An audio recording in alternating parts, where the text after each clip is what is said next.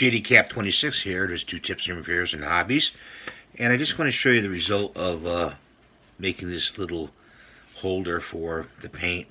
So it goes right in there, and if you knock it, it's not going to go over. It's not going to spill on you.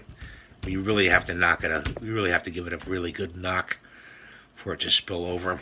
You can paint the outside of this if you want, and it's not perfect, perfectly shaped, but it's the best I can do.